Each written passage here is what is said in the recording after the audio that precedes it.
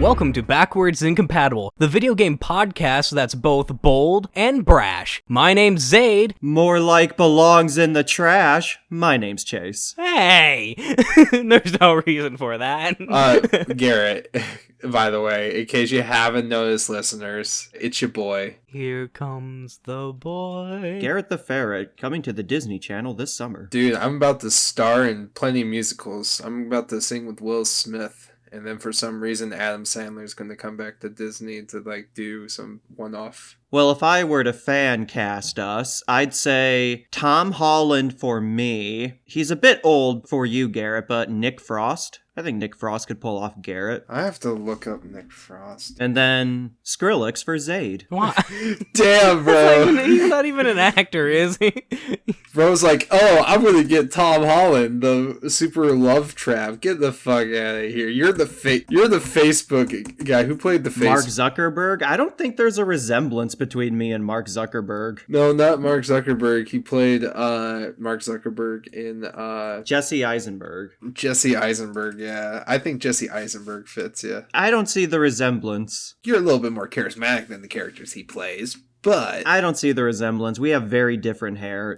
Jesse Eisenberg's hair is way more curly than mine. Mine is very straight. I know yours is very straight, but I'm just talking because you know how movie adaptations don't really look like theirs. I think mine would be, the guy that you have, or Jonah Hill. One of the two. Unfortunately, I can't really think of many people that could play Zaid. Zaid, you have a very distinctive look. Yeah, I'm very much my own just kind of look. No, I know who.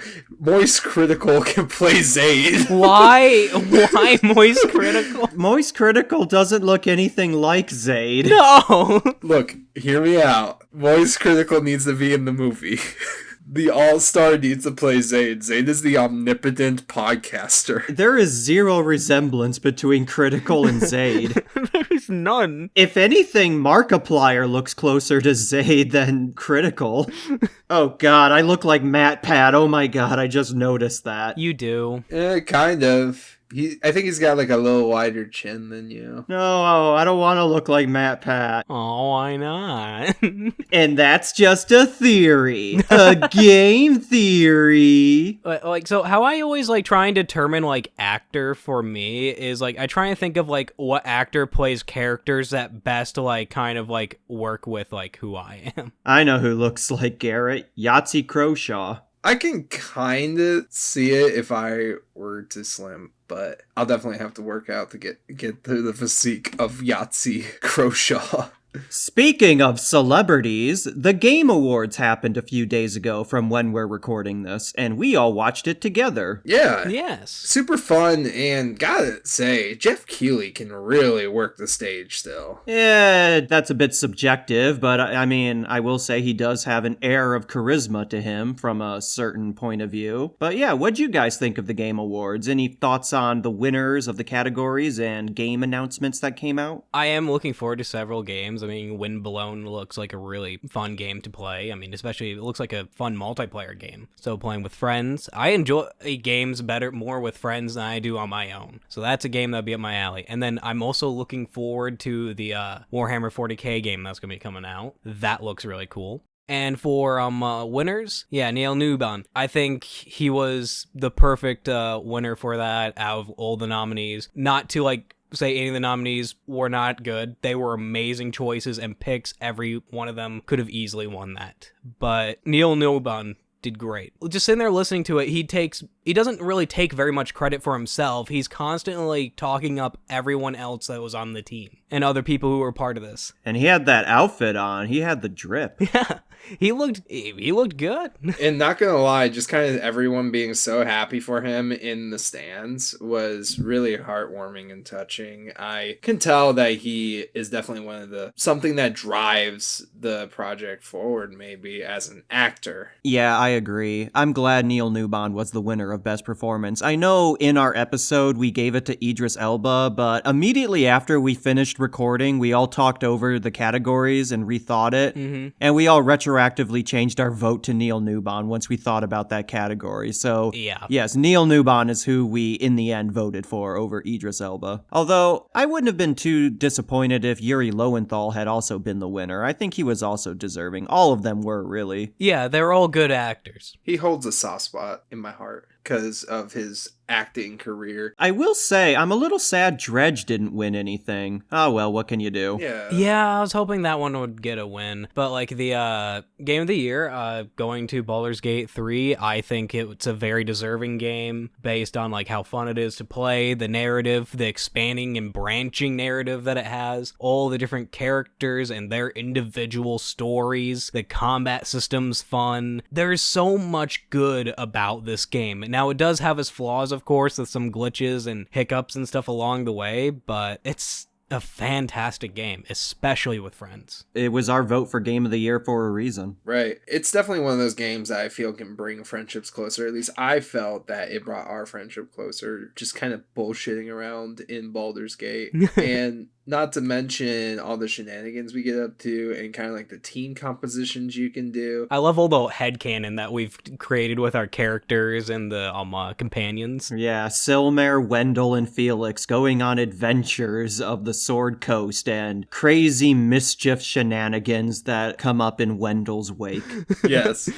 But what about the spinach puffs? Yeah, overall, I did enjoy this year, although I can't help but feel like in comparison to previous years, it did feel like they kind of glossed over a lot of the actual winners and categories. Like, people were getting on stage, and as soon as they started speaking, the music started playing to get them off the stage, and I'm like, you give Kojima a whole, like, presentation and entrance and everything, but let the winner of this category say their piece before getting them off the stage. I just felt like the pacing was very awkward this year compared to previous years. It's like, I mean, you really could feel that with like a Neil Newbon when he went on, because wasn't it like when he went on, he said he doesn't have a whole lot of time. They're not giving him a lot, so he's just kind of running through things as quickly as he could. And I feel like that just really hurts like the entire like experience of the thing. I feel like they should at least be given like 5 minutes to stand up there and talk. Yeah. And then we got a 20-minute speech with God of War. Remember that? That was a good gag. As soon as Christopher Judge got on stage and the music started, and we're all like, yeah, it's because of last year. I get it. Yeah.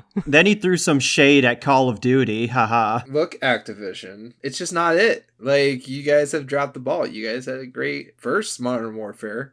I don't know. Just something happened. So sad. I was really looking forward to another good Call of Duty trilogy. But got a lot of good memories with you, Activision, but not a lot of good recent memories. It's like that ex that keeps on coming back and trying to remind you of the good times you guys had, even though right now it's just so bad. You killed it between us. I don't want this anymore. Stop trying to remind me. The last COD game I played, I think, was Black Ops 2. Whenever that came up, I want to say 2012 or so. And I just haven't really been interested in Call of Duty since then. I played a little bit of Ghost, but didn't really hit it. And I have dabbled in Warzone, but again, it's not really my thing. I just haven't played a COD game since Black Ops 2. That was the last one I completed campaign-wise. For me, the last one I completed campaign-wise was Black Ops 3, and then, no, the last one was World at War 2, but before that, there was a big gap between like any of the other ones that came out and Black Ops 3's release. I had played World War 2 because I thought it looked like a fun game, so I went and played it. I really enjoyed that one. But it's just all the other Call of Duty games just feel so one note and flat. Right. Well, we all came of age. I say came of age, but when we were kids during the 360 PS3 era, Call of Duty was pretty much a requirement if you were a gamer back in those days. So. Oh yeah, like everyone was playing Call of Duty. Mm-hmm.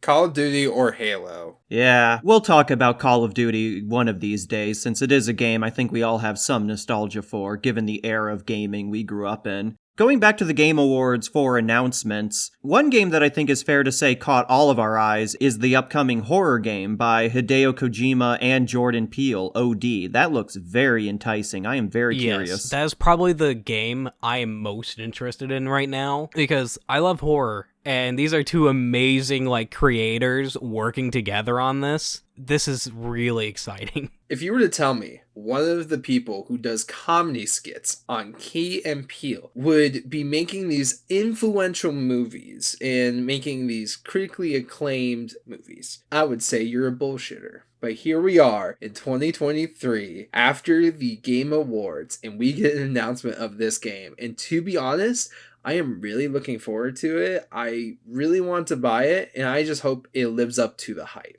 Yeah, but like you're saying, we're getting these two titans of like the entertainment industry, Kojima and him, like working together on this. So I assume you guys have seen Jordan Peele's movies, Us, Get Out, Nope, and all that. Nope is the only one I haven't seen. I've seen Us and Get Out, and I really enjoyed both. Yeah, those are the only two I saw. I haven't saw Nope, but man, I don't know what it is. Also, the acting in those movies and the cinematography, down to setting and placement of both people and objects, it's really captivating. And if we get the direction of Jordan Peele and the creative mind of Kojima in this game, I think it could win Game of the Year. Well, giving Jeff Keighley's a relationship with Kojima, it would not surprise me. Would not be surprising. I also thought it was a nice little fun shade at Konami when Kojima stepped out on stage and the door he walked through is the same door from PT, the canceled Silent Hill game that Kojima was working on before Konami pulled the plug. That is a really cool nod. The raw spiciness of this Game Award was on point. PT.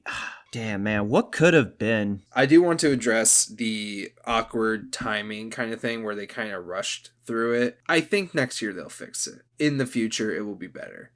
What do you guys think of the Muppet guest star? I was just about to bring that up. So I've seen people out there who are upset that Gonzo had more stage presence than most of the presenters, and you know what? You're not wrong. I think it is a bit weird that, the game presenters, the award winners, they barely had any time to give their speech, and I think that's a load of bullshit. But I will say this, you leave Gonzo alone. Leave the Muppets out of this. It's not their fault. Gonzo is a good boy. He's a good chicken alien thing. I mean, I understood Animal, like Elden Ring, Animal, like that was pretty cool. I don't know, this one felt really underwhelming, if I dare say. Leave Gonzo alone! Did Miss Piggy, did she already get up there? No, Miss Piggy, Kermit, and Fozzie, I think, are the big three that have not made an appearance yet. Not even the Fozbear? Jeez, oh peace. They need to get him on next year. What they should have done in 2020 when Among Us was big was have Constantine on stage and everyone thinks it's Kermit, and then he takes the makeup off his mole and is like, "It is me, Constantine. Hello."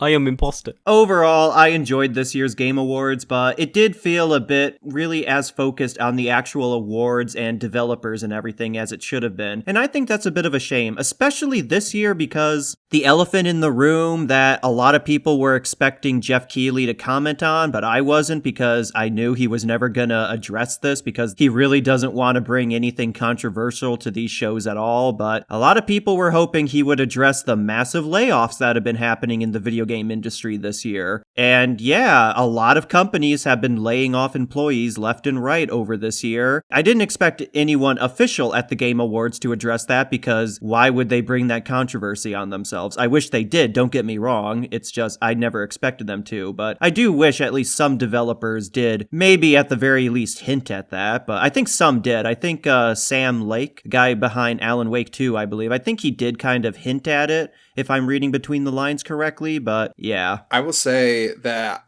I am aware that some artists are definitely being shooed out, especially with the makings of AI art. If AI is done in a healthy way to benefit both the artists and the companies, because I feel like it can be inspiration, but it definitely shouldn't be the end all to animators. I think a good way to kind of sum it up is AI should be used to help make things a little bit easier and assist in certain ways, but should not be used as replacement. It should not be the solution. It should not be the one doing all the work. I agree with you, and I'm just kind of sad about that. I just hope that the artists that are still in the studio and are working their butts off, or the ones that are now trying to find another job or have found another job that isn't as rewarding, I just hope that right now they are doing better than they were just in terms of mental health. Because I know that that can cause a lot of stress, probably cause a lot of relationship strain. Relationships are a big key point in workplace effectiveness, but also self-confidence in oneself, especially when their relationships, I don't know what it is with relationships, but it's been this generation's catalyst for improving and doing more work. It's that catalyst to go above and beyond. And I hope one day that we learn to be a culture of gaming where artists, such as from music designers to set designers, visual effects artists, etc., will get a lot of recognition and they could get some really big names. I fully agree, and I will... Wow, Garrett, you spoke longer than most of the actual award winners did this year. Damn, I'm sorry. You got more time. This is our podcast. We could do whatever we want. We are independently Jeff owned. Keighley just takes over, kicks us all out. I heard the music coming on. They're coming for me, boys. Not Jeff Keighley. I want off Jeff Keighley's wild ride.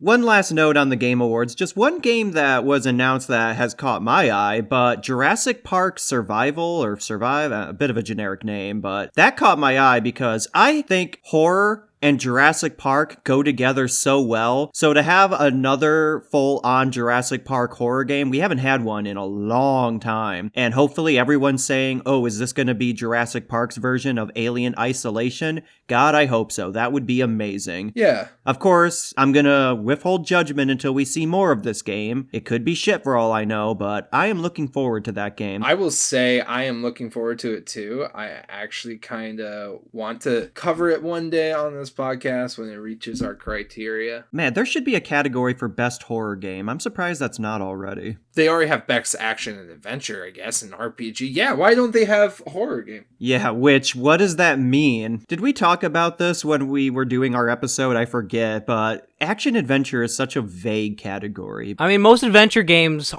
have action. Right, I guess like action adventure probably falls down into the aspect of having quests in a world where you can do action. I don't know. That just feels like everyone then. Also, I find it kind of funny that the category we voted Lies of P for is the category it's least qualified for, Best RPG. Lies of P is barely an RPG. Here's the thing. I found that RPG, role-playing, you do take on the role of Pinocchio, do you not? Well, yeah, but it's not an RPG in comparison to, like, Baldur's Gate or something like that, or even Starfield. See, yes, you are taking on a role as someone, but I think, like, how games are is when you take on that role. That's you. That's your character. You're not looking through the eyes of, like, another person. A game like that, I'm kind of watching someone else do their things, but I'm just in control. Where if I create the character, that's me taking this role. This is my OC, Shadow Sonic. Yeah, do not steal.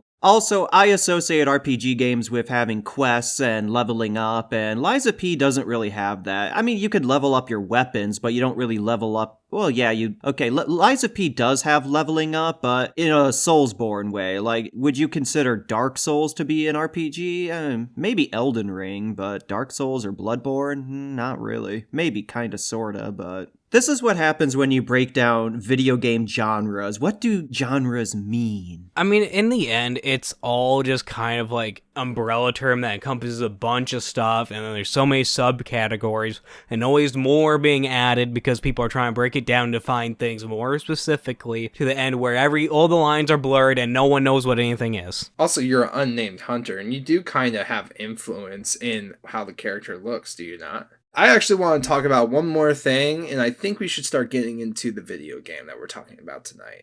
Guys, I mean, you kind of already know, but Light No Fire is probably the game I'm looking forward to the most. I'm not a No Man's Sky person, but this has made me want to look into No Man's Sky. Like, I don't like sci-fi as much, but this fantasy world looks so huge. I want to play it. I want to get lost in it. You can fly on giant birds. Exactly. Why is there a giant hummingbird? I don't know, but that's just what I want. And really, I want to play it with friends. That's the big part. Yeah, I'm really interested in that game as well. I have to get some friends to play with first. Yeah, good luck on that. You guys aren't my friends. You guys are coworkers. As soon as this podcast stops recording, I stop thinking about you two. Sorry, what was that? I heard the wind. What did you hear, Zaid? As soon as the podcast ends, we just vanish. No, wait, come back. I didn't mean it. I love you guys. No. Yay.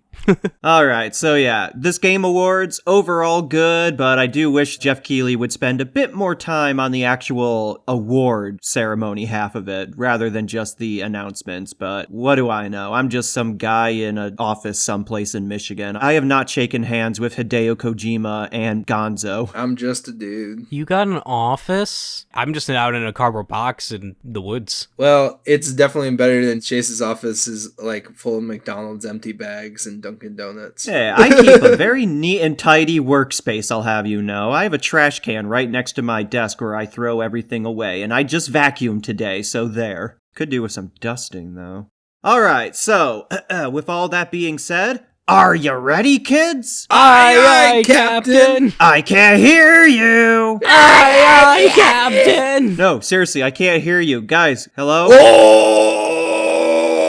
Who lives a pineapple under the sea? Not me! No, guys, stop! Viacom's gonna get us! Copyright! Oh shit, that peaked my mic like crazy. In case you haven't noticed, Chase, take it away. That's right. We are here tonight to discuss SpongeBob SquarePants, Creature from the Krusty Krab. Originally released on October 16th, 2006 for the Nintendo GameCube, PlayStation 2, and then later ported to the Game Boy Advance, Nintendo DS, and then on November 19th for the Nintendo Wii. It was a launch title for the Wii, actually. Yeah, and I think it was known for especially using the Wii remote to kind of like be the airplane kind of deal. We'll get into the motion controls in a second, but anyway, developed by Blitz Games and published by THQ, who also published a lot of the prior SpongeBob games to this. So this game was kind of a successor to the previous SpongeBob platformers, Battle for Bikini Bottom and the movie game, two of which I enjoyed so much as a kid. I loved Battle for Bikini Bottom. But those were developed by Heavy Iron Studios, so Blitz Games taking over was kind of a spiritual successor, and I think they did reuse quite a few assets from those games for this, like animations, character models, and sound effects and that kind of stuff. So the spirit of the Heavy Iron SpongeBob games lives on through this. Yeah, really the only one that I had played was like Battle for Bikini Bottom. That's really the only SpongeBob game I'm familiar with. Going from that to this was really weird. We will definitely talk about Battle for Bikini Bottom one day in the future because that to me is the gold standard, not just for SpongeBob games, but licensed games in general. It's up there. Mm-hmm. Yeah, it's a good, solid game. I mean, didn't it also get like a really good remake of it too? Or remaster? Yeah, Rehydrated. I have that on Switch. Also an interesting note, the handheld versions for this game were made by Way Forward, who are most well known today, in my opinion, for the Shantae series, so stay tuned. I'm glad that we're kind of also seeing the history of these developers, and I feel like it's expanding my gaming knowledge. I am very small brain when it comes to video game knowledge. It's really nice. Yeah. Is this an educational podcast? Guys, Yes. Kids are listening to us. They shouldn't because this is explicit tag, but hey kids, we're gonna teach you about video games. Yeah. I will say this about the handheld versions, like the GBA and DS versions. This was back in the day when different ports of the same game would really be different games entirely. The GBA version of this is a 2D side-scroller, so yeah, this was back when ports of games were just in-name only. What a time. Yeah, so 2006. This is after the movie, and I think this is after Steven Hillenburg, the creator, had left the series as well. Yeah, season 4 of SpongeBob SquarePants was airing during this time. One of the writers for SpongeBob from season 4 through 8, Stephen Banks, he was one of the writers on board this game. And I'm not gonna say anything about his writing talents, but I will say he was the one responsible for the infamous Splinter episode. Yeah, remember that episode of SpongeBob? I certainly do. Scary. The reason I wanted to talk about this game over, say, the movie game or Battle for Bikini Bottom, which I love much more, is because I did play this game as a young kid when I was like 9, 10 years old. I remember renting this game from Family Video, I want to say, for the PS2, because I loved quite a few SpongeBob games at that age. I loved SpongeBob like I think every kid did at that age that had access to TV. Nope, believe it or not, I did not like SpongeBob. Oh, how did you not like SpongeBob? It's amazing. All right, let's talk about this. What are your guys' relationships with the yellow sponge boy, me Bob? All right, I feel like you have a story. Yeah, I do have a story. So I'm gonna go first real quick because mine is short. Sounds good. All right, so for me, I didn't grow up with like a cable or anything like that and on-demand TV. And so it's like really the only experience I had with SpongeBob growing up was renting like discs like that had a bunch of episodes on it, or I would go to like a friend's house or spend some time with some other family and I would watch SpongeBob there. And all that time I was always enjoying it. And it wasn't until like later on in life when I like discovered the internet and streaming services that I was and able weed. No, that wasn't until later. But yeah, like I originally just started watching SpongeBob on Hulu when I discovered like, hey, this service has SpongeBob and I can watch it. And back then Hulu was free. I remember those days. Yeah, like it was free with ads. I watched like Fairy Tale, like almost the whole series of Fairy Tale on Hulu. Yeah, you strike me as the kind of weeb that would watch Fairy Tale. Dude, look, Fairy Tale wasn't super bad. It was just pretty flat. Could have been worse. Could have been 7 Deadly Sins, but... Yeah. Oh, do you hear that? I hear a bunch of pitchforks and torches being raised in the distance. I hear someone crying. I don't think anyone is actually throwing a fit about 7 Deadly Sins, because they can also admit the season 3 was really bad. For me, 7 Deadly Sins is a guilty pleasure of mine. I enjoy watching it, but I recognize its flaws and issues. It has Diane, that's all I'll say about it. But anyway, Garrett, what's your story about SpongeBob? Okay. So when I was a kid, I watched the normal cartoons from Avatar, Last Airbender, to Dexter's Lab on Cartoon Network, Cat Dog on Nickelodeon. It was probably the best time to be alive as a kid in terms of cartoons. Whenever I saw SpongeBob, because SpongeBob was played so unnecessarily much. I watched a couple of episodes of SpongeBob, but I could never really get into it. But also, the kids were so fucking annoying, just being like, hey, have you watched SpongeBob? Bah! Bah! Like, shut the fuck up. Like, I'm just trying to do math homework. I don't need you trying to do your best SpongeBob laugh impression. And that made me Everyone else is having fun. Garrett just wants to do homework. It's the Squidward meme of looking out the window while Patrick and SpongeBob are having fun. You are Squidward. Can I be Mr. Krabs? Money. It was just never that big of a deal to me. And it never... I know everyone was like, you're just dumb. I don't know why you don't like SpongeBob. I don't know. I just didn't like the humor too, I guess. I never really got an episode, I feel, that was really strong and kept my attention. And especially a lot of the jokes to me were just SpongeBob being stupid. That's what I associated stupidness was SpongeBob. So that's why I never watched it. Maybe it's the way you're dressed.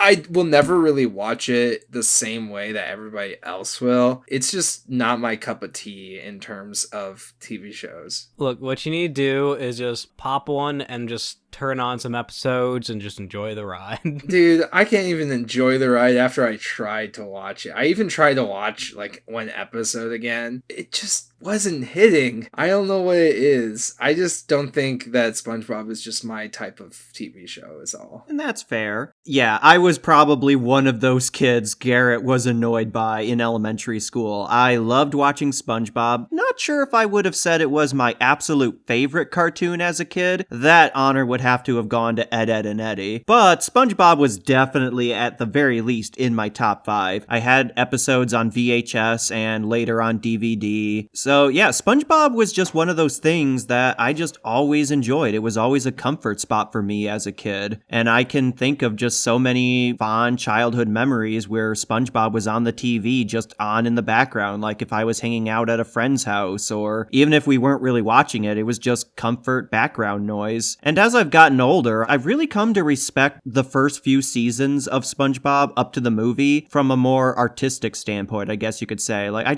The older I've gotten and look back on the writing of SpongeBob, the voice acting performances, the animation style, and Steven Hillenburg as a creator, I just really come to appreciate it for what it is for kids' entertainment. It really is a unique series from a creative standpoint. A joke in SpongeBob isn't like a joke in other kids' cartoons from that time. I would put SpongeBob alongside The Simpsons in terms of cartoons that really influenced my sense of humor growing up. I really do appreciate SpongeBob SquarePants as a series. I would like to ask one more question. What would you say your best memory, favorite, maybe not best memory, but favorite memory that has to do with SpongeBob? When people would actually shut up about it. There is one memory I do have. I think it had to be the episode Band Geeks, which is the one where they put on the Bubble Bowl band performance and they sing Sweet Victory and all that. Yeah. I remember going to a family event, a little get-together. Maybe it was for Thanksgiving or something. Maybe it was the Super Bowl. I don't remember the context. And I just remember on the big TV in the living room, all us kids were just gathered around. All us cousins were watching the Band Geeks episode. Even the parents, aunts, uncles, and grandparents who were off in the kitchen or dining room or whatever, we were all just kind of lounging around the house, just being lazy as one does at a big family get-together, just killing time, really. I remember when Sweet Victory started singing, even the adults, the grown-ups, were getting a laugh out of it, that's pretty funny. Everyone was just enjoying this episode. Us kids loved it because it's SpongeBob. The adults loved it for its joke, the humor. So it's just a memory I vividly remember, is all us family members just enjoying this little moment of watching a sponge sing at a Super Bowl concert. Damn, sounds like you really had your arc right there, buddy. It's one of those memories I don't have too clear of a memory of. It's just, it's one of those childhood things where you remember the moment, but you don't remember the details. And that's a good memory. Yeah. For me, mine would have to be growing up and watching it with my little sister. My mother, they had the first 3 seasons on DVD, and I would go over and visit every once in a while, spend some time with my little sister, and we'd just sit there and watch SpongeBob and have a great time. We'd bond together with it, and it was fun. And then my stepdad and mother would watch it too, and those moments felt like everything was fun and great. I assume Garrett doesn't have any fond memories. Try and get people to shut up about it. He loved punching the kid with the SpongeBob shirt in 4th grade. Why won't you shut up? Anyway, as for this game specifically, so like I said, I enjoyed the video game. So when I saw this game, Creature from the Krusty Krab, sitting on the shelf at Family Video, I just had to rent it. I asked my mom to pick it up for the weekend, and I'm like, oh boy, a new SpongeBob video game. It's got SpongeBob on an airplane on the cover with giant plankton. Oh, I remember that episode. So I played it, and my thoughts were, what the hell is this? Maybe not exactly, but I just remember sitting there and being so perplexed by this game. I played it all the way through. I definitely remember getting to the ending with the Krabby Patty psychologist Sigmund Freud thing. Bro, don't get me started with Sigmund Freud in this fucking game. What was this? This was a fever dream, bro. Yeah, I just remember playing through the game, but just thinking back on it yep, that was a game about SpongeBob, all right. Yeah. I didn't dislike it, but I don't really, even as a kid, I thought that was weird. They really do just kind of push the game with a strong start on the weird thing that it is. Yeah. Mm-hmm. It's a what the fuck moment to me.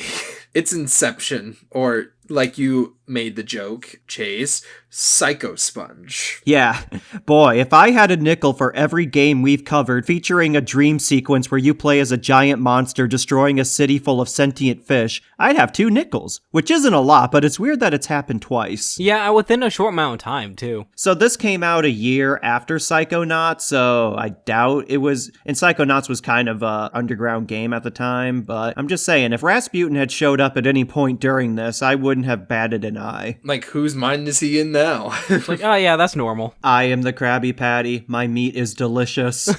Yes. Well, as it turns out, spoiler for the end of this game, but it was all Gary's dream in the end, so... Yeah, it was like a dream within a dream within a dream that's all within Gary's dream. In a snow globe. But they all became one dream at one point, and it was so weird. It's a what the fuck. So, like I was saying, though, it has like a strong start just like of weirdness where it just starts off very normal, just like SpongeBob starting a dream, but then quickly kicks off with that beginning race sequence, and his face distorts to something really weird, and so does everyone else just look really unnerving. What do you guys think about just like that as like your first impression on the game? Like, it was weird. I remember as a kid thinking, why he looked like that, though. Little fun fact about that specific chapter, Diesel Dreaming, SpongeBob's Dream. The aesthetic of that world, or at least the character designs of SpongeBob, Patrick, and all that, those were inspired by the works of artist Ed Roth. He did a lot of artwork for Hot Rods and stuff back in the day, and he's most famous for the character of Rat Fink, who you've probably seen around if you've ever seen like a grotesque-looking mouse rat cartoon character on a t-shirt or something somewhere. Yeah, that's the work of Ed Roth. Yeah, that little guy. They got a Funko Pop of him? Yeah, he's a very iconic artist within, like, hot rod street art culture, that kind of stuff. So that's what the aesthetic of this dream world for SpongeBob was inspired by. I think the loading screens especially resemble his artwork. But if you're a kid and you don't know who Ed Roth is, you're just thinking, why is Patrick so scary? Mm-hmm. It's just very much just like nightmare fuel at the beginning. Here's one thing. What was with Mrs. Puff in the beginning? Yeah, she's got a very tight corset on. Yeah, and not to mention the way she's talking. SpongeBob, move those arms. You'll have to put those pants of yours to work if you want to push that button. You're becoming one of my best pupils. Oh yeah, work those crazy arms.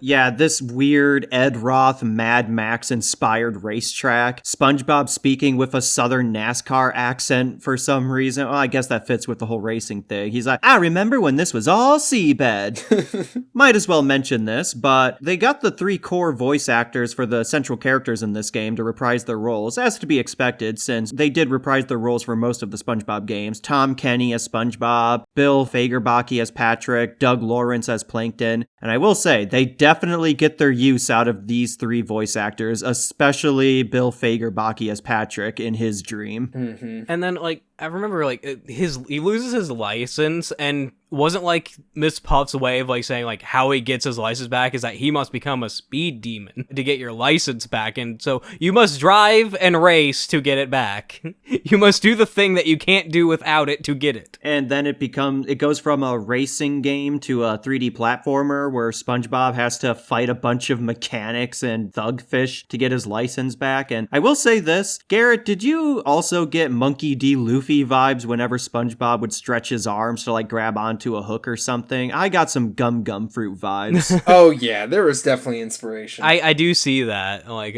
one touch I did like about SpongeBob, but you notice, like, did you guys notice how, like, when you do that spin attack, his arms actually wrap around himself? I think that's, like, a nice little touch. That's Beyblade! I do appreciate just how much more cartoony this game is in comparison to some of the other SpongeBob games. Partially, you can chalk that up to the fact that it's all taking place in a dream. That might explain it, but SpongeBob in general has always been a very cartoony series, you know, with how characters can move and shift and everything. But it is a little weird at first, seeing it in a 3D format rather than 2D animation, all the squatching and stretching going on. Like, there's one part where Plankton stretches his leg to sneak away from the Krabby Patty in bed. In 2D, this works. In 3D, it just looks a little off. It was a weird clash of styles. Yeah, I think it's really good. just saying, like, even though it has some uncanny moments, I do feel that this type of 3D style model, this started a trend of a lot of 3D style games, didn't it? Not really. If anything, this kind of came towards the end of the 3D platformer era. Really? I thought when Super Mario Galaxy came out, now that's a game I can't wait to go over. I thought when that came around, that was when the 3D hype was kind of coming. No, if anything, Mario Galaxy was kind of the outliers at that point, because really the N64 to the GameCube PS2 era, that was kind of the golden age for 3D platformers. So this kind of came out at the tail end of that era in 2006 from the transition of the PS2 to the Wii era. Another thing I do appreciate about this game, in comparison to the previous ones, is how colorful it is. Battle for Bikini Bottom, looking back on it, color palette is a bit washed out and a little gray. The rehydrated version is more like a how you remember it type of style. So Yeah. I do appreciate the use of color and everything in this game. It's very saturated and very fun looking. It definitely feels much more like the SpongeBob cartoon, especially at this point in the series. Although people did say this game was darker than normal. It is very surreal. It is very weird. I'm telling you, some kid has had nightmares about this game. Oh, yeah. I mean, definitely from that beginning section alone. Not even that, but like the pacing of this game is very fast. Like you start the game, you get a little narration from the narrators, and then boom, we are in the racetrack. We are ready to go, go, go. No build up, no setup. Here we are, just go, go, go. Yep. It's just, there we are. The music isn't half bad in this game. I do like the main menu music. Yeah, I like it. Yeah, I like how it starts off kind of dreamlike and cozy, and then it descends into energetic madness as it goes on. Since we're kind of talking about the first stream, how about we talk about the artistic expression that we're seeing in this first world? So what did you think of the theme of it being a racetrack / car garage? I think SpongeBob's response sums it up. You know, I never noticed there was a racetrack right in front of my house before. Mm-hmm. I do think this is a bit weird of a starting point because this game is ostensibly a 3D platformer, and the first section of gameplay is a racing game, and then you're into the 3D platforming bit. And even it sets then, you up to like expect that you're just playing like, oh, this is gonna be a SpongeBob racing game, like a Mario Kart or a Crash Team Racing. yeah, and even the 3D platforming is really only for SpongeBob's dream and the first Patrick dream. After that, it kind of becomes a mishmash of a lot of things. You get two like instances of like everyone's dream. Plankton's is a 2D platformer where you have to outrun the giant Krabby Patty. Then it becomes a giant monster city destruction game. Yeah, you just become a giant kaiju destroying everything. It's like some of those older like Godzilla fighting games almost. Guys, not gonna lie, Naruto Shippuden's looking pretty hype. SpongeBob's Naruto, Patrick Sasuke, and Plankton is Sakura. No. Okay, SpongeBob is Naruto. Patrick is Shikamaru. Plankton is Orochimaru. Okay, no, hold up. SpongeBob is Naruto. Patrick has got to be Choji? Yeah, I could see that. Okay, Squidward is Sasuke. Or Kakashi. I could see either one. Yeah, Squidward's definitely Sasuke. With how annoyed Squidward gets, I would have to put him as Sasuke. Hell yeah. Mrs. Puff is Tsunade. Mr. Krabs is Jiraiya. Jiraiya, okay. Instead of being obsessed with women, he's obsessed with money. Would Dennis be Pain? Yes. Yeah. All right, but we're getting off track here a little bit. Yes. Okay. So, what about Patrick's dream? He is Starfish Man. And everyone is Patrick. Starfish Man, the hero Bikini Bottom neither deserves nor needs, but he's the one who showed up anyway. Starfish Man. His archenemy dreaded Patrick. He's so handsome. Oh no. Oh no, he's hot. And his goons, they're all just poster pictures. I tell you what was all that? So I guess Patrick's in a comic book dream where he's a superhero and he has to fight himself. And he plays as every character. He fights propaganda. Dreaded Patrick's recruitment posters. He has to tear them down. Maybe this is the inner psyche of Patrick. The inner machinations of his mind are indeed an enigma. Maybe Dreaded Patrick represents Patrick's evil side, his desire, the call to the void. Man versus himself. You know, not gonna lie, this comic book style slaps. vibes. Yeah. The world is just great color scheme. Bright colors, but also the darker colors to show what doesn't fit in the background. Kind of like how comics do, you know, make the bigger, brighter colors in the forefront with essence of a world in the back. Yeah, I like it. And I love the message of Patrick being the equivalent to the French Revolution.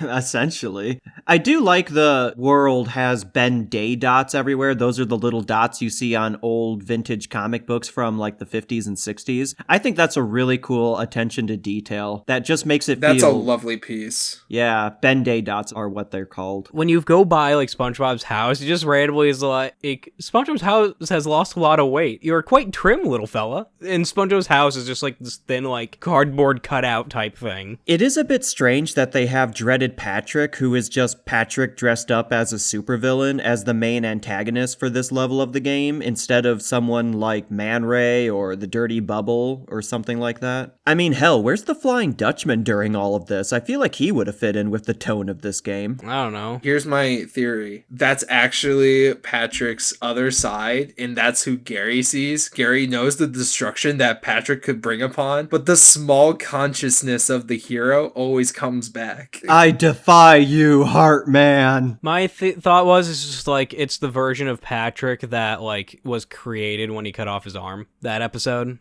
The karate episode, I think it was. What if this is the Patrick equivalent of Doodle Bob? Me noi hoi, me noi hoi. Oh no. It's canon now. He's wrote it in the script. Also, in Bikini Bottom during Patrick's stream, did you notice that there was a seaweed candy shop? Hey, I wonder what they're selling. I did not notice that. Take you to the candy shop. It's legal in Bikini Bottom. Yay! I also did like the cardboard box guard dog enemy that you have to fight in order to push the buttons down. Yeah. They reminded me of Chain Chomp, so that's cute. One thing I found funny about, like, going through level 2 was, how Patrick didn't know any of his powers, but all the other Patrick characters are like, yeah, this is your power. Don't you have this power? Yeah, this. A spin attack? Yeah, it's easy. Oh, okay. He has to listen to the phone call in the phone booth from another Patrick. Who's calling? It's me. I'm the only one who ever calls you. It was very charismatic for the Fever Dream we came in. And Don't you have super strength? Oh, okay.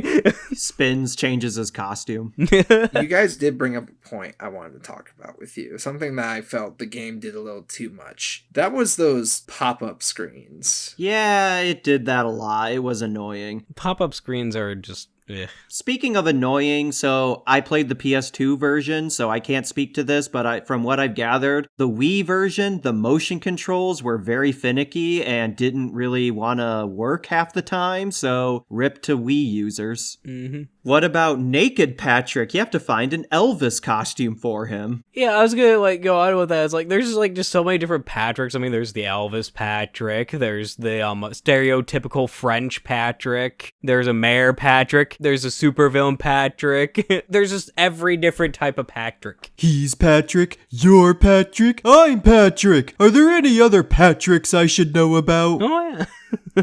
Well, after that, Starfish Man gets launched into space on a rocket, so we'll regroup with him later. But for now, it's off to Plankton's dream. So Plankton's dream starts with him trying to put a crumb of a Krabby Patty under a growth ray and make it into a whole Krabby Patty, but then it backfires because the Krabby Patty keeps getting bigger and it's also sentient. It tries to eat him. Okay. Yeah. Also, I want to, like, say one more quote from, like, near the end of, like, Patrick's thing. I'm not sure if it was Patrick or, like, the evil Patrick. I heard the line, like, give up, you pitiful excuse for a sea creature. And I thought that was just regular Patrick saying it. Yeah, there are some interesting lines of dialogue in this game. Well, I just killed my arch enemy. What should I do now? Mow the lawn? Beautiful. Nothing. This game is special.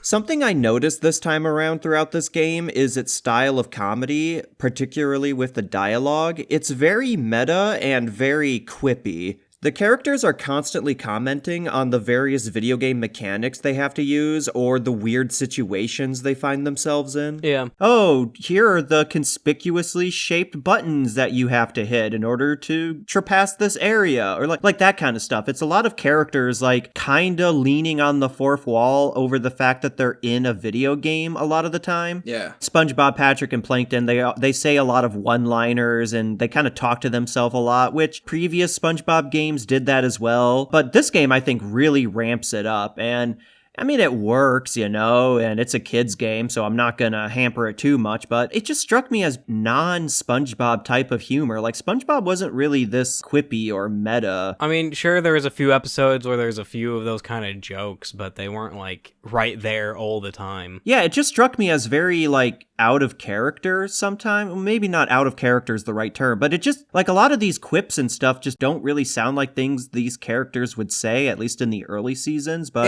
It looked like SpongeBob, but didn't feel like SpongeBob. But also, was it just me, or was, like, Patrick's, like, first section, like, the longest section of the game? I thought the bullworm section was longer. Yeah, I think the bullworm takes up about 15-20% of the game, so I think it might have been you. I don't know, it just, like, felt, like, really long, especially after the first SpongeBob part. The Starfish Man level did go on longer than I remember it going on for, so that might have played a part to it. Yeah. Going back to Plankton's dream, though, when the Krabby Patty starts trying to eat Plankton, he asks Karen to make him bigger, and I'm like, so... you could have done this whenever. You could have just grown to giant size whenever you felt like it. Yeah, and also it's like, he's supposed to be really smart, but then he asks for just 100 times his size. What he becomes is more than 100 times the size he was at. He's like 1,000,000. He's like a lot bigger than he was, but even then it's just still like human size. The first time he grows, he's like, I did it. I'm huge. I'm enormous. And then it pans out to the window and he's just normal fish person size. Yeah, he's just random fish person. That was a fun gag. Yeah. So now you have to outrun the Krabby Patty across Bikini Bottom as it's chasing after you, and Plankton has his freeze ray equipped. And I couldn't help but note that every time he freezes the Krabby Patty, he makes an ice pun. So he's Mr. White Christmas. He's written Mr. by Snow. dads. Krabby Patty on ice. Hey, Patty, chill out.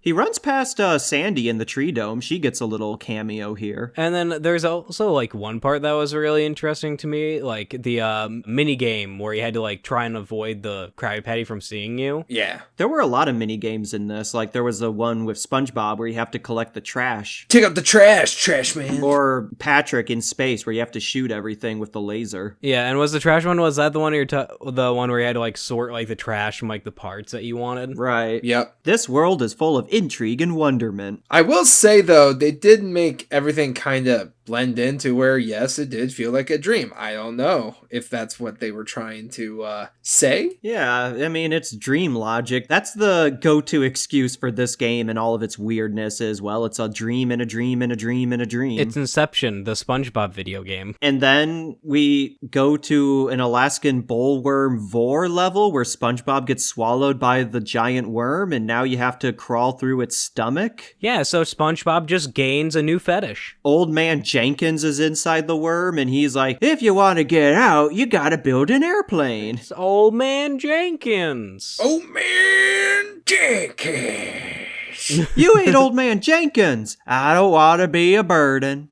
There's a village of fish people inside the worm, and the village leader is married to an ironing board, his pretty, pretty wife, he calls her. Yes, this is all normal things happening in here. She's got all the curves. SpongeBob's like, you live inside of a worm? Yes, of course we do. Where do you live? I live in a pineapple.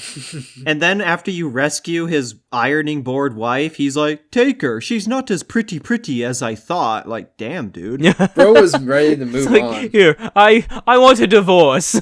Okay, let's talk about this worm vor level. It is gross. It is disgusting. Yeah, I mean, it just starts off with, like, SpongeBob falling into this chasm to, like, just meeting the worm at the end where it's, like, numb. Yeah, do you kind of remember how Nickelodeon is this gross culture, you know, they were always like slime, Yeah. get dirty and messy with all this foam. And they would have plenty of like game shows that would even showcase this. I wouldn't really say gross. I'd say it'd be more like messy. I say gross because it's like, if you look at the older game shows that would show on Nick, it would be like having to go through a nose and the slime would be like boogers and crap like that. Oh, okay. So yeah, like the depictions of the stuff they did. I never really watched any of the Nickelodeon TV shows growing up. I just knew like they had that slime thing where they dumped slime on people, and that's about it. Dude, I don't know if you remember Temple Run. Do you remember Temple Run? I think that's what it was called. The little mobile game? That was a fun game. No, not Temple Run, the mobile game. It was something with Nickelodeon. So what it was that The only Temple Run I know of is a Temple Run mobile game where you're just that dude, like Indiana Jones dude, like running away from the monkeys. Yeah, I know what you're talking about. I remember playing so much on the bus, just getting lost in the monkeys. But no, this is actually a game show. Basically, there were 8 teams. It was kind of like they went to a temple in the Amazon and basically had to recover a treasure piece. Did you guys talk about the scientist? No,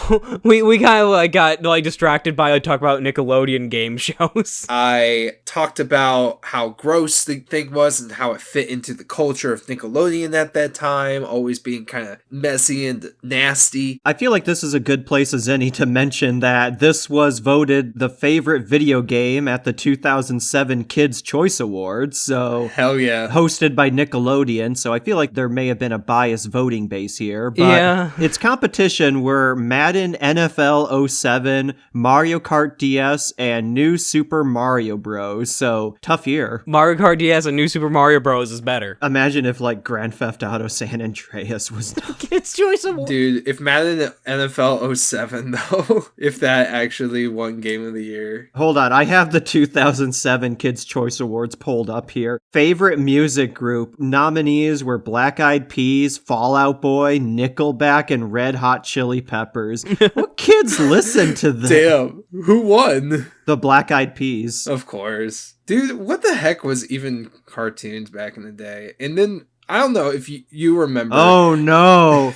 Oh no. Sorry. Favorite male singer. One of the nominees was Chris Brown. Oh. Oh no. Oh no. Oh, he didn't win. It was Justin Timberlake, but ooh, that aged poorly. Oh. Oh my god. Favorite actor, Drake Bell. Oh no.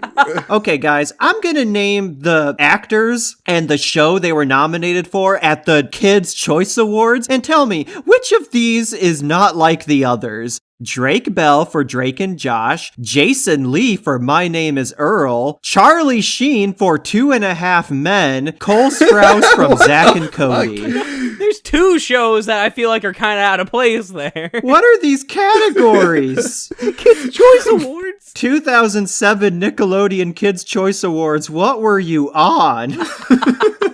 Oh my god.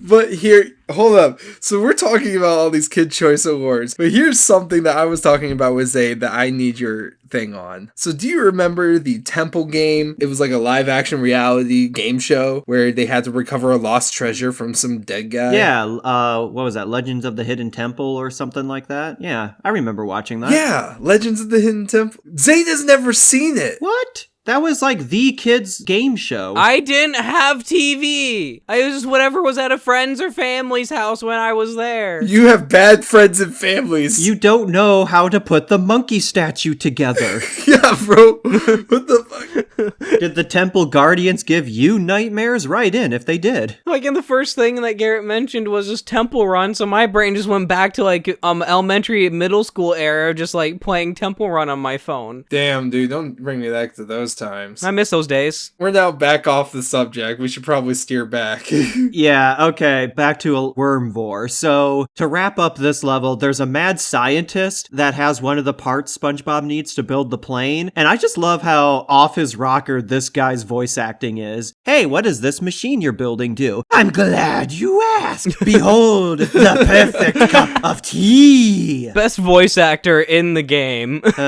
Yeah, so anyway, SpongeBob and Old Man Jenkins build an airplane, they fly out of the bullworm by crashing through its teeth. Now he really needs that dentist. Yeah, but that like level ends with it, the mouth just like closing, like it looks like they're getting trapped in it in the end. Yeah, it's very much like the space worm from Empire Strikes Back. Mm-hmm. Yeah, and then we're on to instantly to Patrick's like next dream sequence in space. He's still tied to the rocket up in space, and he's like, I wish I could untie myself, and then the ropes just fall off. Hey, look, I did it.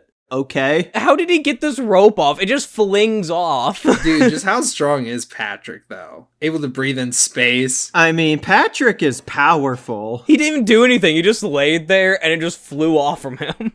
It turns into like a Star Fox rail shooter game where you're flying around on the rocket. You gotta blast meteors and shoot lasers at all this stuff. Then you gotta fight a Patty UFO. Okay. This is a wild ride. So yeah, Patrick's crashing back down to Earth. And then we cut to Plankton, who, after a crazy night in bed with the Krabby Patty, what happened there? as we do learn in one episode, the false formula is made of plankton, so, Anyway, so now Plankton makes himself actually giant. He's like 100 feet tall. It's like that Dream episode where he's rampaging through Bikini Bottom. So now you get to play as giant Plankton as he destroys the city, shooting lasers and stomping on stuff. He just turns into a giant kaiju. He destroys Sandy's tree dome at one point, which sucks for Sandy, but it's also located at the beach of Goo Lagoons. Yeah. The geography is weird. It's not very accurate. It's right next to Mount Fishmore. Wow. It's like England. Everything's super fucking close for some reason. I really enjoyed this level, but I mean, I also enjoyed the very similar level in Psychonauts. I just love Godzilla games as well as a kid, so giant monster segments are always fun, where you're just destroying stuff. That's always fun to do. I mean, and that was definitely very reminiscent from, like, Psychonauts, like the, what was that? On a dream sequence. Goggalore. Yes. Goggalore. He's heading for the orphanage. It's the same game. Missed opportunity to not have the fish head news guy be like, breaking news, Plankton's career is over. We have photos of him with inexpensive call girls popping pills. Just if SpongeBob was a little bit more adult orientated. Plankton has to break his cousins out of jail and they become the resistance. Freedom! But yeah, and then like we go later on, and like after destroying like a huge part of the city, you just have like SpongeBob like flying out of the bullworm, and you play SpongeBob for a bit to fight Plankton. Or was it more just kind of running away from Plankton? What happens is, as SpongeBob and Old Man Jenkins fly out on the plane, the sentient Krabby Patty jumps onto the plane, so Plankton's trying to grab him. And SpongeBob thinks Plankton's his friend. He's like, oh, hey, Plankton, you look different. New haircut? SpongeBob's like that with everyone all the time. Fair enough. Plankton destroys Weenie Hut Jr.'s corporate headquarters. Oh, no. Oh, sorry. I was actually pointing to the place next to it. Super Weenie Hut Jr. I really like the old movie film filter that's over this section. I don't know. I like that whole retro 50s kaiju aesthetic that these chapters have. I think it's a nice touch. I like the whole kaiju thing, like just going through, destroying the city. That's fun or whatever. I like that kind of stuff. That's one of my like parts of Psychonauts I enjoyed playing the most, was just going around destroying the buildings. I was actually being a menace. But then just like SpongeBob shows up and I'm just like, okay, cool. The dreams are together now. They fuse together. And so you're just going through playing as SpongeBob, like surviving against Plankton, just going through all that. And then after a while, like Plankton falls down and he's like, I got some mild abrasions. As giant Plankton is rampaging through the city, one of the voice lines the citizens will say is like, I have to alert the congressman. And I wrote down, go ahead, alert your local congressman. They won't do anything to save you. Ha ha ha ha ha. That's too real, man. Speaking of non-SpongeBob humor, during the transition, I think, from the giant Plankton level to the SpongeBob flying level, Plankton tears half of a building off, and it shows a fish on a toilet just pooping, and there's a fart sound effect. I don't know. That is very un-SpongeBob humor, at least classic SpongeBob humor. Giant Plankton's super fun eye laser shooting beam, but really, I loved Plankton kind of like ravaging the town, kind of like living his dream, because really, villains do deserve dreams every now and then, you know? They deserve the good ones. And he seems to just fuel on nightmare fuel. How many arms does Plankton have? That did get a laugh out of me when you're flying through the tunnel and Plankton's like trying to crush you by punching through the tunnel, and it keeps happening, and SpongeBob just comments on, how many arms does he have again?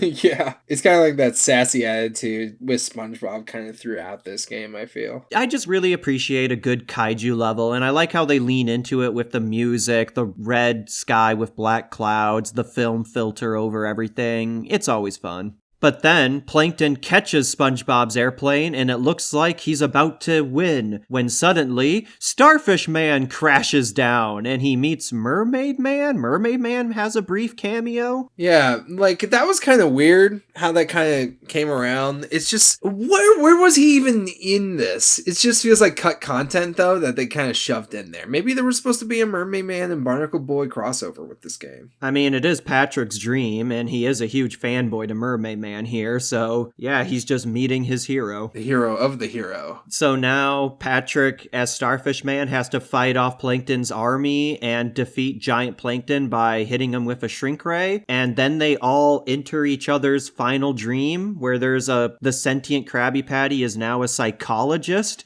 Like I mentioned earlier, he's doing the whole Sigmund Freud Austrian accent, like, yes, very peculiar. Is it not obvious? I was the Krabby Patty that you ate all along. Yeah, so there's a final race where you can pick either Plankton, SpongeBob, or Patrick to race in, and I do find it kind of amusing that as they're racing against each other, they all think they're the one having the dream and everyone else is a dream version. Wait, hold on. If I'm having the dream and you're having the dream, whose dream are we in? As it turns out, it's Gary's dream. Wasn't it like everyone was waking up, then there was another dream where they were turning into snails? Yeah, there's different endings depending on who you race as and when. In SpongeBob's dream, he's at the Krusty Krab, then everyone turns into Gary's snail zombies, and then Patrick has his version, and so does Plankton, and then at the end it's revealed this was all Gary's dream based on the stuff he saw around town that day. Ridiculous. At the start of Gary's dream, it's the morning before everything takes place. SpongeBob's like, hold on, Gary, I think I'll drive to work today. And then he just starts running down the street holding a plate going vroom, vroom. Good job, SpongeBob, you're driving. Yeah, sure.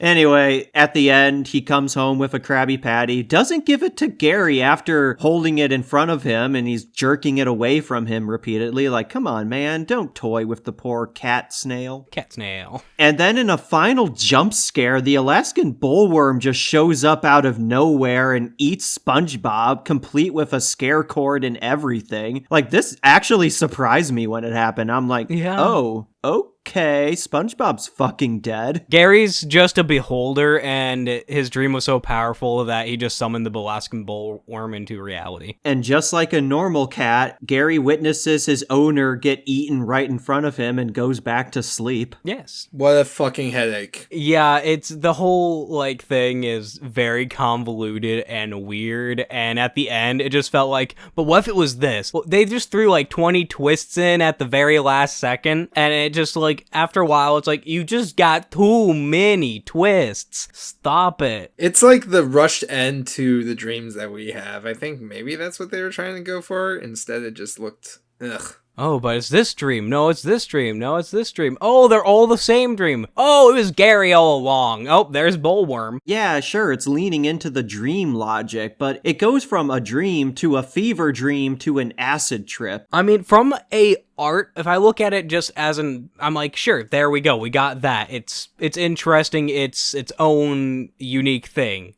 But it's also just really, what the fuck? I mean, I give it points for creativity and doing something different compared to previous games, but at the same time, I'm like, this isn't it. Oh yeah, definitely. It's like, just because it's different doesn't make it good. Yeah, as a kid, I was just perplexed by this game. I just remember playing it and thinking, yep, okay. That was a game I just played. It wasn't what Kid Chase wanted after, like, Battle for Bikini Bottom or the movie game or stuff like that. Like, this game was just weird to me and all over the place. Like we touched on earlier, the gameplay is constantly shifting of what you're doing. 1 minute it's a racing game, 1 minute it's a platformer, now it's a giant kaiju game. Yeah, and then it's like also the style of platformer changes. Like first it's like the Spongebob, like typical platformer with some puzzles or whatever, and then you got the Patrick thing where it's less of a platformer, more of puzzles and using your superpowers. And then you go to Plankton's where it is a completely it's a side-scrolling platformer, essentially a 3D side-scroller. And then there's all the mini games you come across, like gathering plane parts or picking up pieces of garbage and whatnot. I've seen this game be referred to as more of a collection of mini games rather than one coherent genre, and that's not too far off the mark, really. Yeah, it's like they tried to add like almost every like game style that they could think of into the game. I guess props for variety. You can't deny this game isn't boring. It's not. It's I just don't know if all these pieces go together. It wouldn't like matter to me like if they were just introducing more stuff later on or something like that, but like when you get me starting to like play like a certain way in a game, but then you suddenly switch it on me just as I'm starting to get like used to that type of gameplay, now there goes everything I learned and I'm trying to relearn this new thing. I never feel like I'm actually like understanding or getting good at the game. It's just the constant thing of us like, oh, now it's a new thing, time to relearn how to play. I don't know, bro. This is just too much of a fever dream for me.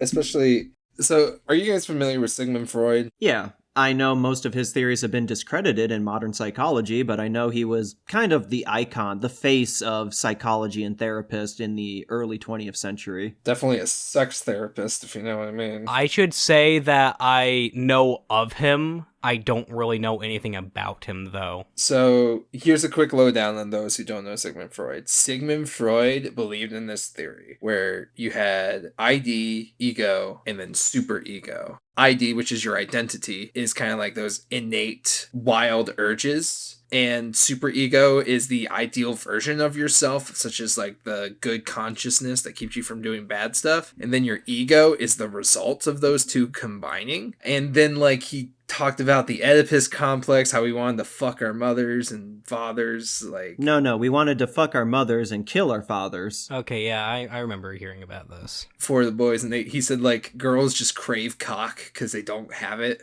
A whole lot of what the fuck. A lot of Freud's beliefs have largely been discredited in modern science. Yeah, so it's like I knew Sigmund Freud's name and I knew his work. I just didn't realize those two were one and the same. Dude was known to do crack like a motherfucker. He would always like. I learned this fun fact. He always like brought some snow and would drizzle it on the desk, kind of like on the side. He had a desk that was like the snort desk.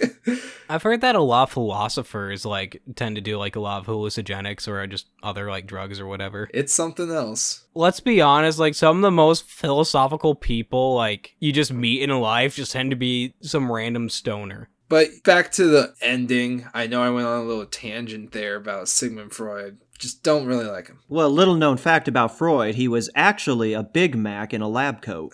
Oh my god. Anyway, Garrett, your concluding thoughts? My concluding thoughts on this game. Really fun level design and level play, especially with the variation that it gives the player. I like the humor, especially with some of the witty, snarky, or sassy comments. It got some chuckles out of me. Yeah. Like, I wouldn't call it necessarily like an unenjoyable game. It's enjoyable. Like, it has its moments. It's just not like a good game. It's like the Batman Ninja of Spongebob. Yes, is that the bar to cross?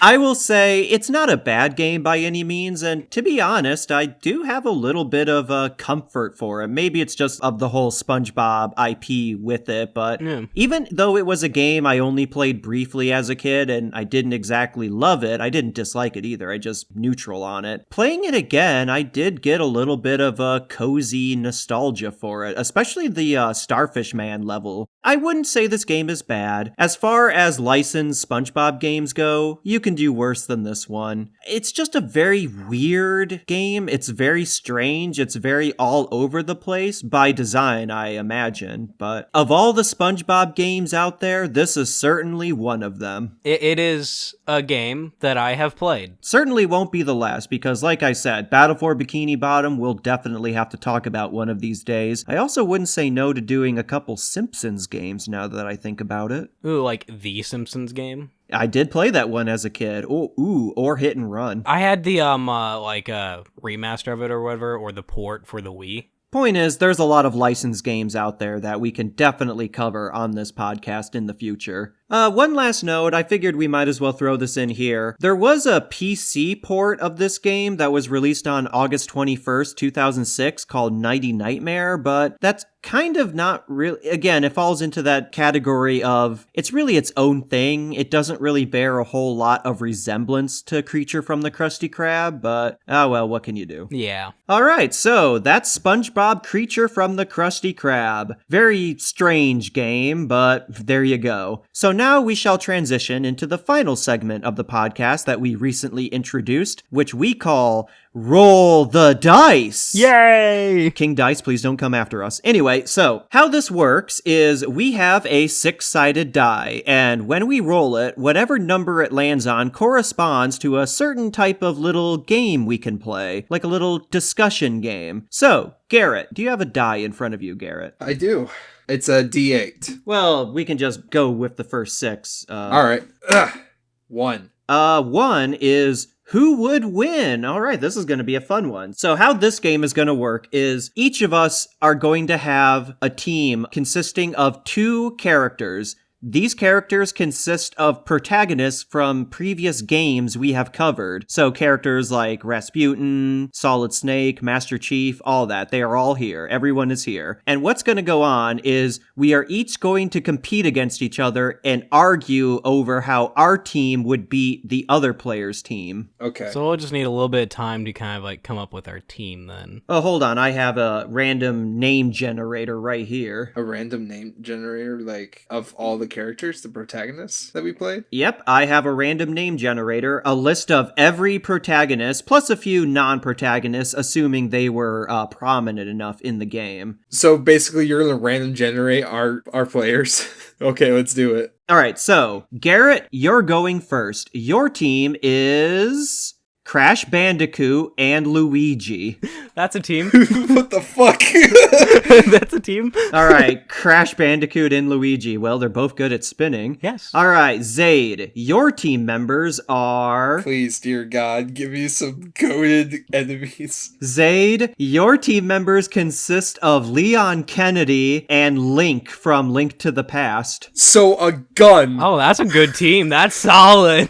All right, and my team members will consist of Rollin and Gina and Ness. So we'll cut one of them. Okay, I'll just say Gina and Ness from Earthbound. Because Rollin and Gina would fall under the same exact stat thing, I would say. I was gonna say, there's like no difference between Rollin and Gina. They are just the same in the game. All right, who wants to compete against who first? I can call first judge. All right, so Zaid, you and me. So how am I gonna make an argument against a fucking Spectrum?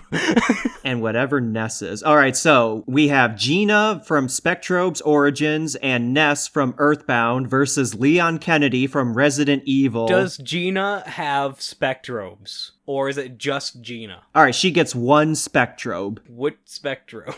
God save us if a Pokemon trainer ever makes the list. What's the default Spectrobe? The little koala bear thing. Okay, so a baby skip Spectrobe? Or its evolved form? Baby. We'll make it fair, baby. Okay, so it's useless. It dies to Leon's gun, like, instantly. So does Gina. But what if it reminds him of Mouse Ashley? You got a good point there. Oh, that one's hard. We got the psychology here. What if Gina just says, I'm the president's daughter? What will Leon do then? He's after Ada. Leon wants Ada Wong. He's not gonna care. It's done. It's just another person. Also, this guy's a professional. He can get through it just fine. Also, then I got Link. I don't know what Ness does, but Link wins because Master Sword, and also, like, I guess we gotta decide, like, what version of Link? It's Link to the Past Link. Link to the Past Link? I don't know Link to the Past's abilities.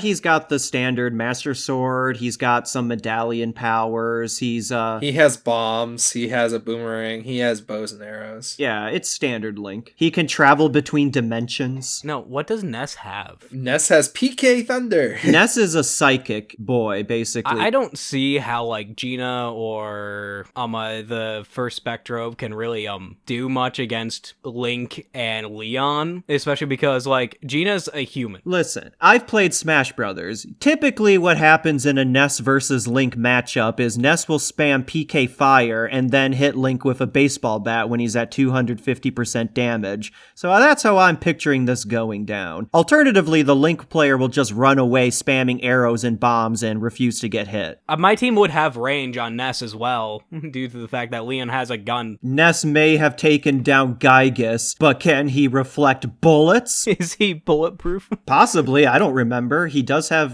PK Reflect. I think that's a move. So, I mean, that's as much of an argument I can really come up with. I can't really go against like anything that Ness does because I don't know enough about Ness. So I guess I'm just going to make the decision. Yeah, because like I don't have any other argument. All right.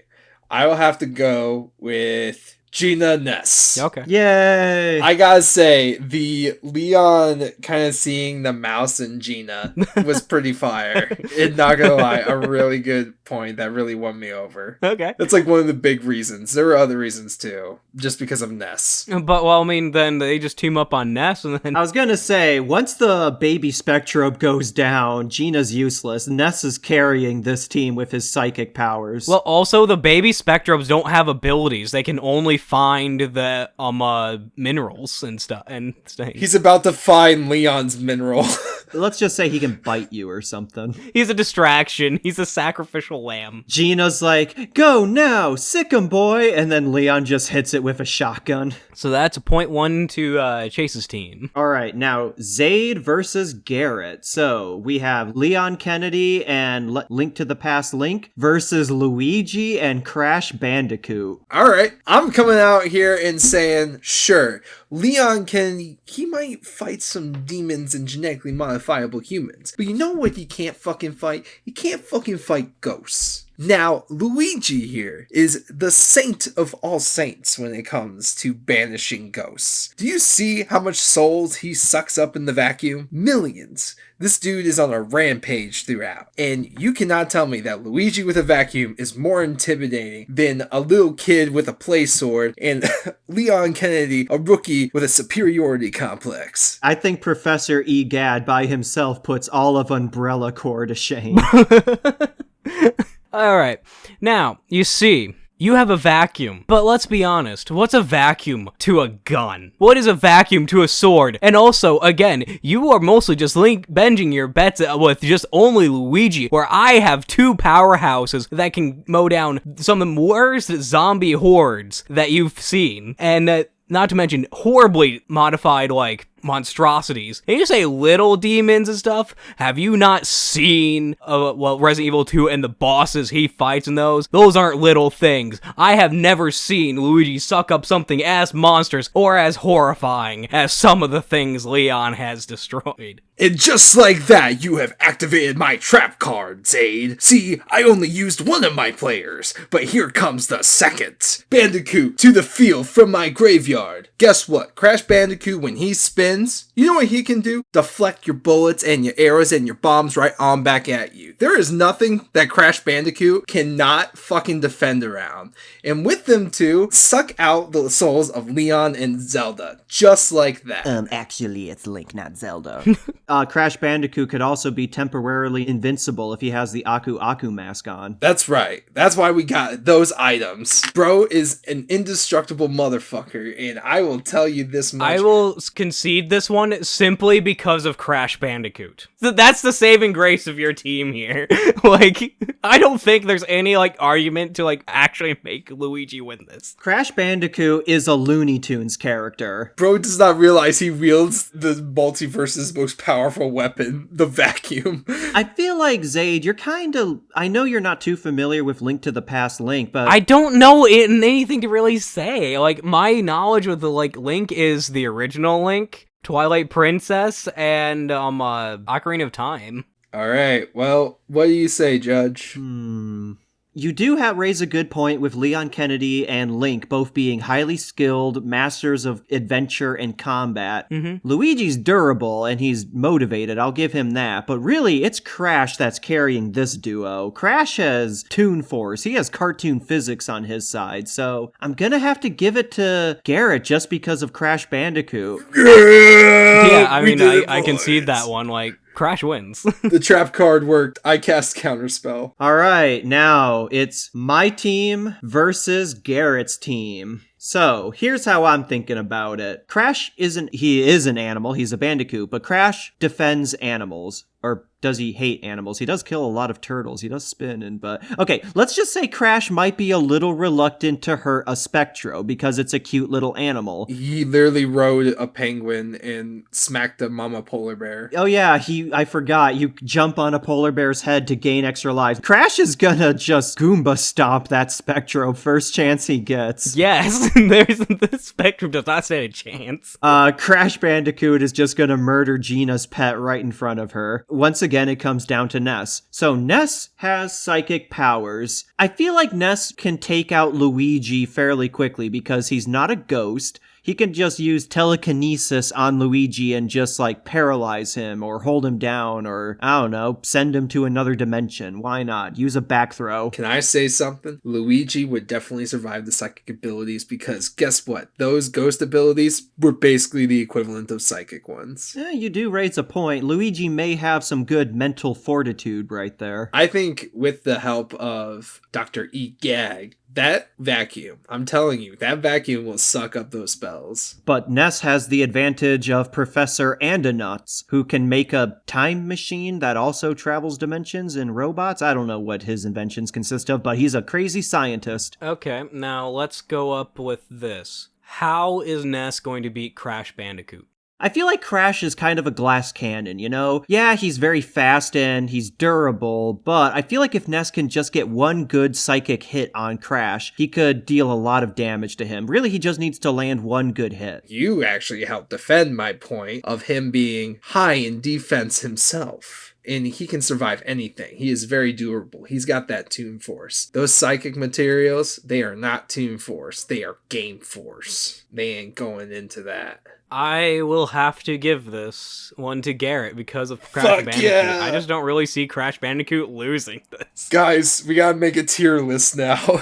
All right, Garrett, you are the winner. You are the first champion of who would win. Yeah, baby, let's go. Well, that was a fun game. That was fun. Can't wait to play it again when the dice rolls in our favor. But anyway, thank you all for listening. Once again, we really appreciate your listenership. I know we say that all the time, but we really mean it. If it wasn't for you listeners out there, we wouldn't be doing this. It means a lot. Well, I mean, we would. It's just no one would listen. We appreciate you all, and hope you had as much fun listening to us as we had fun talking about Spongebob and the Game Awards. Yes. If you'd like to get into contact with us or leave us any feedback, positive or negative, you can email us at backwardscompatiblepod@gmail.com, or you can leave us a review on your podcast listening platform of choice. I've been Garrett. And I've been Zane. And I've been Chase. Thank you all for listening. We'll see you next time.